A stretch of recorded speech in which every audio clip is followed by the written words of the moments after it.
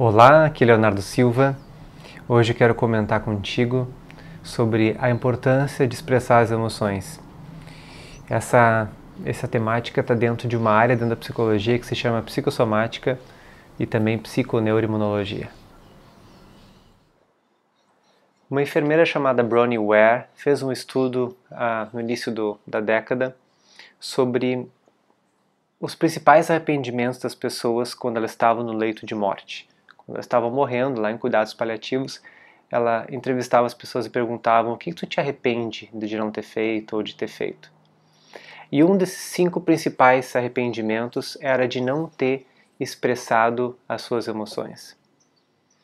Isso parece estranho numa sociedade onde a gente fala bastante de liberdade de expressão, de poder falar o que pensa, de poder nas redes sociais e falar, né, sobre tudo que quer e talvez, né, através dos emoticons poder expressar suas emoções.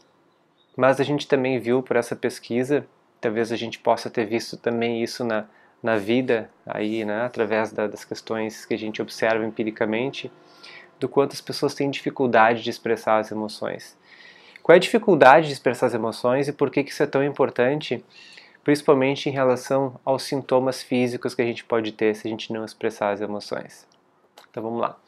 Um dos primeiros raciocínios que eu quero te convidar a fazer é que expressar as emoções significa mostrar quem tu é. Significa algo que é muito genuíno que está saindo dentro de ti, né? Algo muito autêntico. As emoções elas são fundamentais porque elas são processos fisiológicos que te fazem, em última instância, sobreviver. É com as emoções que nós, né, nos ligamos a outra pessoa, que a gente sente o que é melhor para a gente. Na área da inteligência emocional, a gente diz que as emoções são a grande bússola.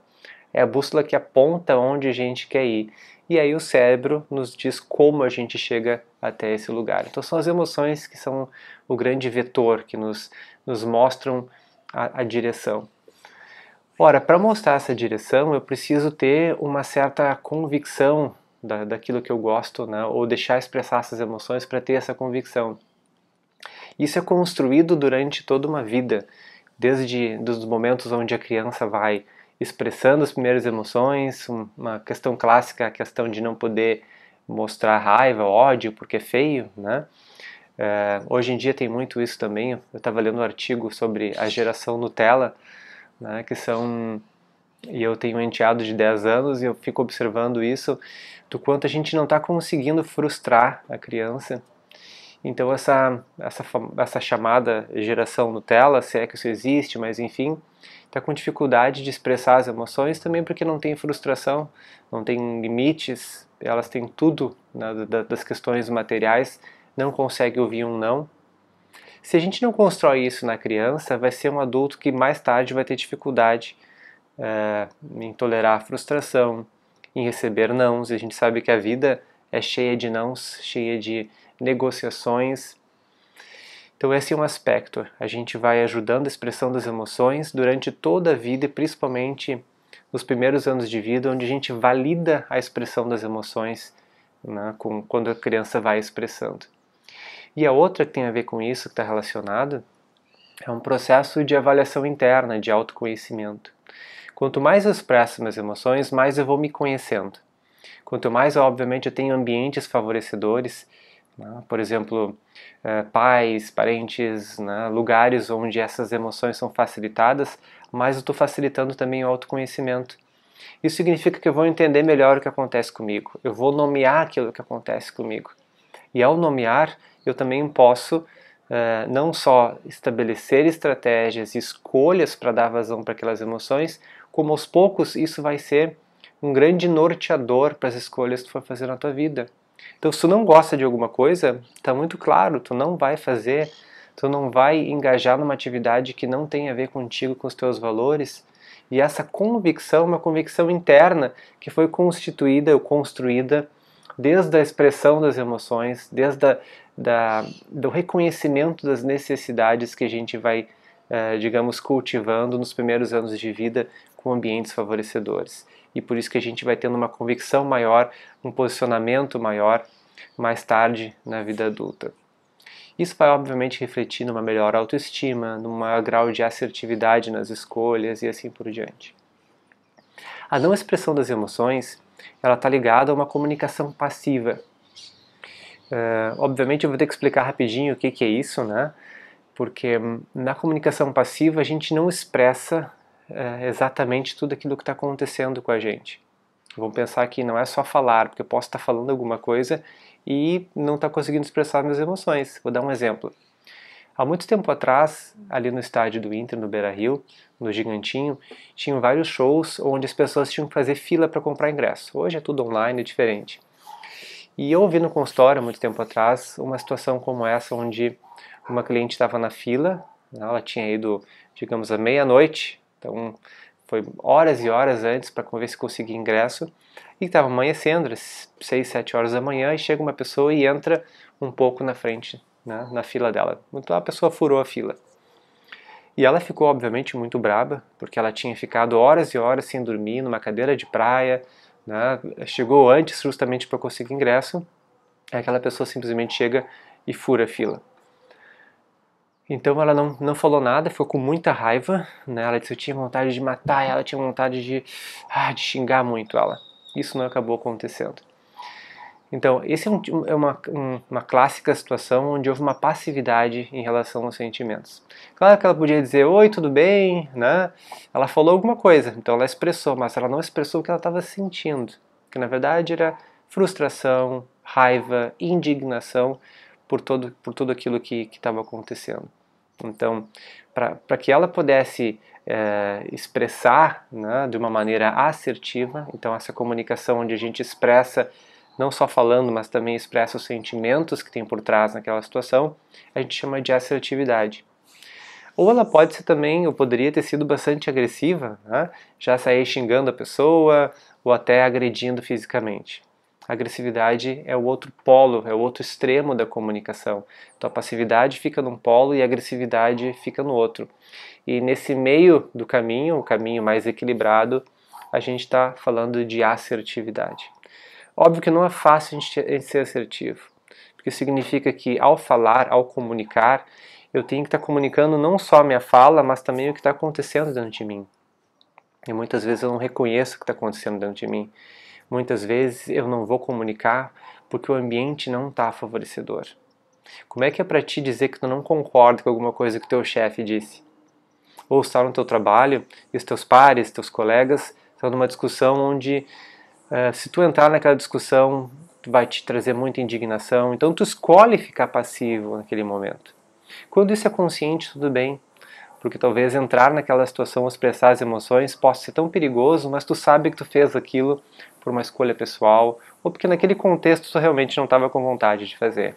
Isso é ok. A grande questão é que quando a gente não expressa as emoções e não se dá conta disso, isso pode ser bastante perigoso. A passividade, então, em relação às emoções, é a causa de muitas doenças psicossomáticas.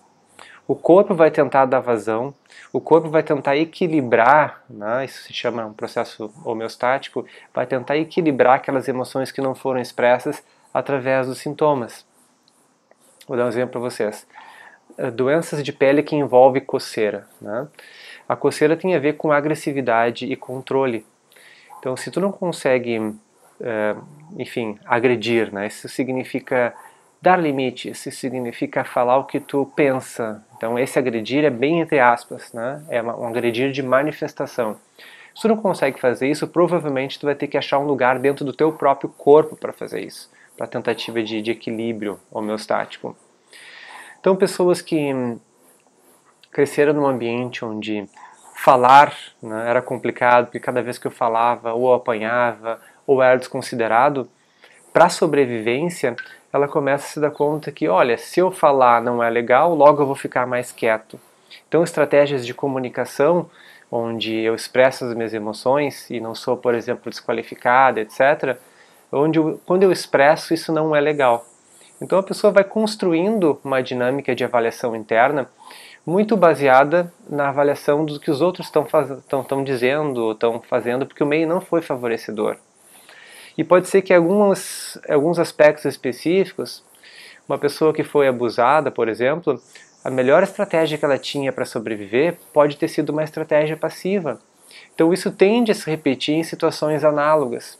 Então talvez com outros parceiros, com outros homens, enfim, ela tende a exercer as mesmas estratégias de sobrevivência que foram importantes lá em algum momento da vida. Só que o que isso significa muitas vezes? Estratégias passivas, as emoções não são expressas. Se as emoções não são expressas, ela tende a ter algum tipo de doença, principalmente doenças autoimunes, porque o corpo vai tentar dar vazão para essa agressividade que não foi, digamos, comunicada. É muito comum a gente ouvir também, com um tipo de doenças que tem a ver com a passividade das emoções, uma agressividade em casa. Então pode ser que a pessoa ela não expresse claramente essas emoções no dia a dia, ela, né, tudo bem, não, tá ótimo, não, nada que está acontecendo comigo, mas em casa ela tende a ser bastante agressiva, ela dá uns chutes, uns coices, né? Ela tem rompantes de agressividade, porque ela está em casa, porque as pessoas que ela está convivendo ela já conhece. Então essa é a lógica que a gente chama também de lógica passivo-agressiva. Eu não expresso minhas emoções no dia a dia, lá fora, na sociedade, enfim, mas em casa eu sou muito grosso, eu realmente chuto o balde e acabo machucando as pessoas e sou até violento. Então a gente tem que cuidar porque essas polaridades elas ficam muito juntas. Se a gente não manifesta uma emoção durante o dia, a gente fica chateado, de noite ou a gente chora ou a gente xinga alguém, né? Que é a tentativa do corpo para dar vazão para aquela emoção que acabou não saindo. Então olha só a importância que tem da gente poder expressar as nossas emoções, para a gente poder sentir e poder comunicar isso, sermos mais assertivos. Não só a gente ter uma relação mais equilibrada com as pessoas, a gente aos poucos vai nos conhecendo melhor. Isso significa fazer escolhas mais assertivas, mais alinhadas com o teu propósito de vida e ao mesmo tempo a gente está prevenindo uma série de doenças psicossomáticas. Essa relação ainda está sendo estudada, então a gente tem a psicossomática que estuda a relação mente-corpo, e tem uma outra ciência que é relativamente nova chamada psiconeuroimunologia, que está tentando entender as relações mente-corpo através das secreções, dos caminhos, digamos, biológicos que os sentimentos acabam, enfim, alterando o corpo. Essas são as duas ciências dentro da psicologia que estudam esses assuntos, que eu particularmente gosto bastante, mas é bastante complexo, né?